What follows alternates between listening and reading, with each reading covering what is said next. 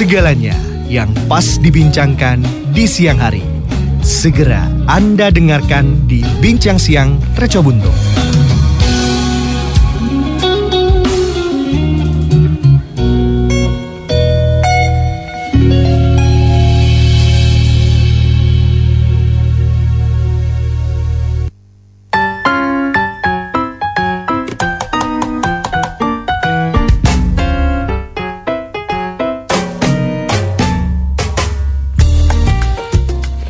Assalamualaikum warahmatullahi wabarakatuh. Reco Buntung 99,4 FM Citra Radio Keluarga, radio nomor 1 asli Jogja. Pemirsa, perbanyak bersyukur atas nikmat Ramadan dengan meningkatkan kualitas diri hari ini dan setelah Ramadan. Bersama Reco Buntung, mari kita jadikan Ramadan cermin tauladan. Selamat siang pemirsa yang ada di kawasan Kota Budaya Jogja maupun kota-kota sekitarnya, atau pemirsa yang saat ini sedang menyimak Reco Buntung melalui streaming di www.recobuntungfm.com, jogjastreamers.com atau aplikasi Noise. Siang hari ini pemirsa, senang sekali Cadara kembali hadir menemani Anda dalam Bincang Siang untuk edisi hari Selasa 28 Maret 2023. Hari ini pemirsa, dalam Bincang Siang sesi 1 program Warta Nada bersama Dr. HR Danarto SPB SPUK dari Rumah Sakit Khusus Bedah An-Nur, Yogyakarta.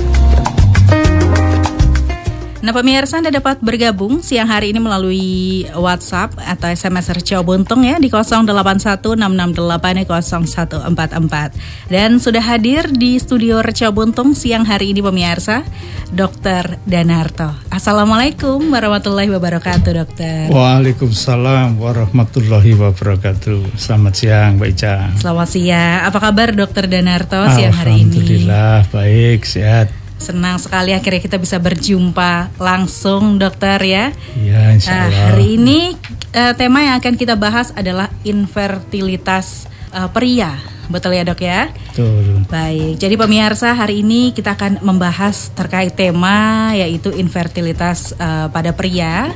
Anda dapat menyimak, nanti kita akan bahas bersama-sama dengan Dr. Danarto. Nah dokter, kita masuk ke pengertian dulu nih tentang pengertian infertilitas pria ini sebenarnya seperti apa sih dok? Baik, terima kasih Mbak Ica. Persahabat yang saya hormati, pada siang hari ini memang saya ambil topik tentang infertilitas pria. Tentunya karena seringkali saya dikunjungi pasien gelisah lama tidak punya putra, selalu menjadi satu topik bicaraan sana sini. Apa toh kok lama sekali nggak punya anak? Nah, infertilitas pria itu adalah apabila seseorang sudah menikah dan berhubungan intim secara efektif selama 1 tahun, tetapi belum punya putra. Nah, ini makanya perlu dicari sebabnya. Nah, kenapa saya kemukakan? Karena paling sangat sederhana sekali untuk mencari apakah selama 1 tahun kok nggak punya putra. Ini yang paling sederhana dicari itu laki-laki. Karena memeriksa laki-laki lebih simpel ya. Jadi tinggal nanti kita goalnya itu memeriksa analisa sperma. Dari analisa sperma itu kita bisa melihat macam-macam yang bisa kita cari. Jadi tentang volumenya, tentang kualitasnya, tentang geraknya dan sebagainya, itu kita bisa memprediksi kira-kira ada masalah enggak untuk pembuahan ini. Nah, ketika itu ada satu masalah, nanti kita urai, kita cek apakah ada penyakit yang khusus pada buah zakarnya, produksinya itu, atau ada faktor-faktor yang lain. Nah, ini nanti kita cari. Dan kadang-kadang tidak simpel ya. Kadang-kadang kalau tidak bisa melihat analisa sperma itu, maka kita akan terjebak sesuatu. Mungkin membaca sebagian gitu terjebak, wah ini lari ke sana, terapinya ini. Padahal tidak sesimpel itu. Jadi gitu sementara Mbak Ica. Oke, baik. Nah, kalau terkait dengan jenis-jenis nih dokter, jenis-jenis dari infertilitas pada pria ini sendiri itu ada apa aja sih dok? Ya, jadi terima kasih. Jadi kalau infertilitas pria itu sebetulnya ada yang dia memang bawaan ya, jadi memang ada gangguan, ada genetik ya, ada gangguan hormonal, ada memang karena infeksi, ada karena trauma. Nah ini tentunya nanti dokter akan bisa menganalisa sebab-sebab apa yang bisa menyebabkan gangguan infertilitas itu. Sangat simpel sebetulnya, mudah. Cuma kalau tahu masalah itu. Tahu masalahnya. Itu, ya. Nah, dari apa jenis-jenis yang tadi Dokter Danarto sebutkan itu yang paling sering terjadi di RSKB Anur sendiri yang sering masuk itu jenis yang mana sih, Dok? Iya, terima kasih, Mbak. Jadi variatif sekali. Memang banyak yang dikonsulkan ke saya, terutama mungkin bertanya yang sering kali itu apakah ada varikokel itu. Memang varikokel itu ada penyebab kira-kira sekitar 2-4%. Jadi nggak banyak. Pasti ada penyebab yang lain yang bisa menyebabkan sperma itu ada gangguan. Sebetulnya yang sering kali ditemui itu yang sangat ekstrim ya. Biasanya yang ekstrim itu loh kok tidak ada spermanya. Oh, kosong. Itu kosong gitu. Azoospermi. Azoospermi itu ada dua. Bisa karena sumbatan atau non sumbatan, tidak sumbatan. Nah, ini kita bisa melihat nanti dari analisa spermanya itu bisa melihat, oh ini karena sumbatan, oh ini bukan karena sumbatan. Nah, kalau itu misalnya ada sesuatu yang meragukan, biasanya pemeriksaannya itu tidak sekali Mbak Ica. Jadi 2 kali, jadi pertama dilihat dulu, kemudian selangnya minimal seminggu lah. Seminggu diperiksa lagi. Kemudian kalau itu memang gambaran kayak gitu, baru kita akan mencari sebab-sebab yang lain. Misalnya apa yang kita cari? Kalau memang itu tadi namanya non-obstruk itu, kita akan melihat hormonnya. Ya, hormonnya akan kita lihat. Kalau itu hormonnya kenaikan hormon, nah ini mesti ada, dia kan memacu supaya produksi. Kok nggak produksi lah, kita baru cari, oh apa sih buah zakarnya ada masalah apa. Nah itu baru kita lebih detail lagi Mbak kita cari. Begitu. Baik, wah jadi ternyata penyebab atau jenis-jenis infertilitas pria ini nggak hanya sedikit ya dok. Betul, itu banyak sekali gitu. Tapi terkait dengan jenis infertilitas pada pria yang sangat banyak ini, penyebab sebenarnya dari infertilitas pria itu apa sih dok? Nah jadi sebetulnya begini, yang di bawah itu sebenarnya ada gennya juga ya, karena faktor genetik juga ada, faktor-faktor kelainan-kelainan kromosom juga ada. Jadi ini memang kompleks sekali Mbak, kompleks sekali. Maka nanti perlu kalau pasien nanti ketemu, nanti kita lihat dulu secara detail apa yang terjadi. Kadang-kadang saya punya kasus yang sepele sekali sebetulnya. Dia ada satu masalah gangguan pada bukan hormon, jadi gangguan pada pemasakan sperma. Itu ada solusinya. Jauh-jauh ya dari Aceh itu, 12 tahun. Ya itu dimanipulasi sedikit, nggak perlu tindakan apa-apa, punya anak. Oh, akhirnya. Itu pemasakan sperma tuh kayak gimana sih dok? Ya, jadi sebetulnya kan sperma itu kan mulai dari diproduksi ya, terus dia akan berkembang sampai matur. Kalau matur masa itu dia akan pergerakan agak cepat, maka ketika itu disemprotkan di dalam liang senggama, dia akan bisa masuk, bisa ketemu telur. Tapi kalau itu nggak masa ya lemes gitu, nggak sampai begitu, nggak sampai membuahi gitu loh. Oh jadi ini ya dok ya, percepatan sperma itu ya, betul. Masuk kekuatan gitu, kekuatnya betul. Iya, betul. Oke, itu tadi adalah penyebab dari infertilitas pada pria. Nah, tapi kalau infertilitas ini bisa disembuhkan ya dok ya ternyata di semua jenis yang tadi disebutkan. Iya, jadi sebetulnya ada yang bisa kita sembuhkan, ada yang tidak bisa kita sembuhkan. Yang misalnya ya tumor ya, karena tumor testis itu memang ya karena tumor gimana lagi. Tapi kalau sebab-sebab yang tadi karena obstruksi, ada masalah gangguan-gangguan hormon, itu bisa diselesaikan. Bisa. Tapi kalau yang berat-berat tadi atau trauma ya, lalu trauma benturan yang hebat itu, nah itu memang agak sulit. Ya tergantung nanti biasanya kalau kita bisa menemukan spermanya, ya kita ambil, nanti kita pakai bayi tabung. Oh gitu. Ya, kayak bayi tabung nanti ditemukan, namanya bayi tabung itu sel telur dan spermanya ditemukan di dalam tabung gitu ya, kemudian dimasukkan ke dalam rahim, nah itu akan terbenam gitu, akan masak sendiri di sana gitu. Gitu. Tapi kalau pakai bayi tabung tuh ada kemungkinan tidak bisa jadi atau tidak terbuahi nggak sih dok? Bisa. Jadi yang azoospermi yang non obstruksik ya, tidak ada sumbatan tadi, itu memang kira-kira 50% akan keberhasilannya. Ya, jadi tergantung tadi jenisnya apa, maka seorang dokter harus bisa mengkonsultasi. Jadi harus beritahu apa yang bisa terjadi pada Anda. Anda begini, ada kemungkinan berapa persen. Jadi supaya dia tidak terlalu banyak mengharap kalau kemungkinannya kecil gitu. Gitu Mbak Ica. Oh jadi ternyata ketidakberhasilan bayi tabung ini ada apa? Ada faktor-faktornya juga. Baik. Nah kemudian bagaimana nih dok caranya untuk mendeteksi atau pemeriksaan terhadap pasien yang memiliki infertilitas ini? Ya sebetulnya sangat gampang. Ya tadi kalau selama 1 tahun sudah berkeluarga, berhubungan intim sudah rutin ya, tetapi kok belum punya, ya belum berhasil, maka segera temui dokter. Kalau laki-laki temui urolog, apalagi yang belajar tentang bidang infertility. Nah itu nanti akan detail, tahu detail. Nah, nanti pertama pasti akan melihat fisiknya dulu. Ya fisiknya kayak apa ya, tentang ukurannya, dengan kekerasannya, buah zakarnya itu.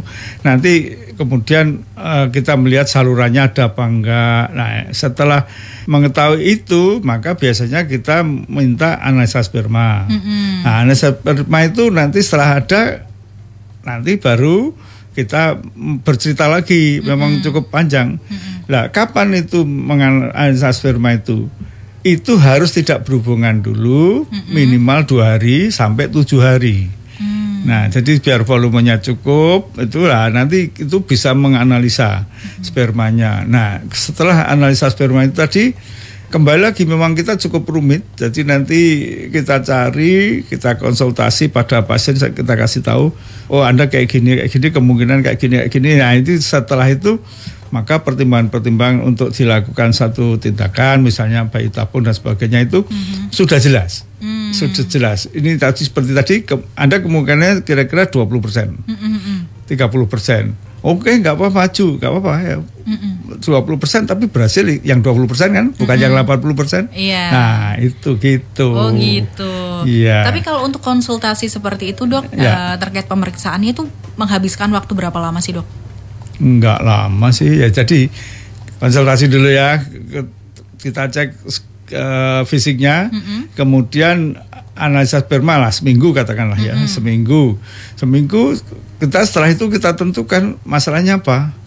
Oh kok ini kok ragu-ragu, ulang sekali lagi. Kalau ulang sekali lagi ternyata ada satu masalah. Ya kita tinggal menyelesaikan masalahnya itu gitu Mbak Ica. Oh gitu. Jadi sampai masalahnya itu terpecahkan. Betul. Sampai apa nih masalahnya udah dapat baru. Tapi kalau untuk pengobatannya nih dok, dia apakah harus ada operasi atau ada terapi nih dok? Iya. Betul, itu pertanyaan yang bagus ya. Jadi kalau itu tadi obstruksi sumbatan, maka kita harus cari Mbak Ica. Jadi dari analisa sperma itu kita bisa melihat kira-kira sumbatannya di mana sih? Apakah di ujung, apa di pangkal, itu bisa lihat. Biasanya kalau dokter yang sudah biasa melihat itu, oh ini ada zat-zat tertentu yang, oh ini kok sedikit, oh sumbatannya di ujung-ujung. Maka kita akan lihat di ujung-ujung. Kalau itu sumbatnya di awal-awal, loh kok ini produksi cairan di situ kok banyak, maka kita langsung ambil operasi, dilihat apakah sumbatannya di atas. Kalau sumbatannya di atas, ya sudah kita potong, kita sambung aja supaya tidak ada sumbatan, gitu caranya. Gitu. Wah, luar biasa. Tapi dok nih ya, kan ada pengobatan yang ternyata pengobatannya itu mudah dan tidak harus ada tindakan gitu. Betul. Terapi gitu. Nah, untuk supaya seseorang itu tidak mengalami infertilitas atau memperingan infertilitasnya itu, ada nggak sih dok kegiatan yang bisa dilakukan dan juga ramah bagi pasien infertilitas? Ya, jadi sebetulnya jangan sampai infertil gitu aja ya. Iya, kalau maunya. Ya, jadi gini. Doanya. Ya, jadi kalau itu misalnya nggak ada gen yang mengganggu, yang sering kali terjadi itu infeksi, ya, atau trauma. Infeksi yang sering menyebabkan gangguan sumbatan itu biasanya penyakit kelamin. Nah, maka hati-hati jangan sampai kena penyakit kelamin. Nah, ya itu mesti tahu jawabnya, tahu mesti. Ya, jangan sampai kena penyakit kelamin. Nah, kemudian trauma yang sering kali itu apa? Ya, mohon maaf ya, kadang-kadang kalau kita bela diri atau kita futsal atau kita sepak bola ketendang itu yang repotnya. Nah, ketendang itu lah bagaimana? Nah, itu pernah ada guyon itu. Bagaimana dok kalau pakai celana besi bisa lari po? Pakai celana besi. Ya, orang itu kan macam-macam bertanya. Ya, jadi itu hati-hati organ testis itu para pria yang berumpunya anak dijaga benar, jangan sampai infeksi, jangan sampai kena trauma. Nah, infeksi yang betul-betul seringkali terlupakan itu gondongan ya, gondongan. Nah, gondongan itu virus itu ya. Ya, itu bisa mengenai itu pada alat reproduksi laki-laki itu bisa. Makanya tapi sekarang jarang ya. Dulu sering cuma dikasih apa itu? Pace itu aja sembuh sendiri. Bubuk gitu. Gitu. Okay. Ya. Jadi ternyata infertilitas pria ini tidak hanya bisa terjadi terkait dengan masalah urologi aja ya dok. Betul. Ya. Tapi penyakit-penyakit yang bukan urolog juga bisa menjadi pemicunya. Bisa ya. Oke. Nah, kemudian dokter ini bagaimana caranya kita mencegah supaya pria itu tidak terjadi infertilitas ini tadi. Ya tadi. Jadi baik cara, jadi sebagai laki-laki biasa aja deh. Santai-santai aja ya, olahraga ya secukupnya aja. Ya saya juga pemain bela diri tapi hati-hati terus dijaga alat vitalnya sampai ketendang itu gimana. Nah, itu terus terang pesawat sangat berhati-hati kalau itu organ satu itu jangan sampai ada trauma, jangan infeksi. Kalau infeksi gampang toh. Kalau itu tidak ada penyakit kelamin biasanya enggak terjadi. Oh gitu. Jadi penyakit kelamin ini juga bisa menjadi pemicu terbesar ya dok? Betul. Iya. Gitu. Oke, baik. Terima kasih Dokter Danarto. Untuk yang terakhir nih, boleh dikasih tips-tips untuk pemirsa terkait dengan infertilitas pria ini, dokter? Jadi begini, persawan yang saya hormati, tentunya kalau Anda kira-kira 1 tahun ya berkeluarga, kok belum dikasih momongan, maka yang paling mudah adalah pria dulu. Dicek pria dulu dicek, nanti kalau betul sudah analisis sperma dan sebagainya, kalau sudah normal baru wanita, karena lebih simpel laki-laki.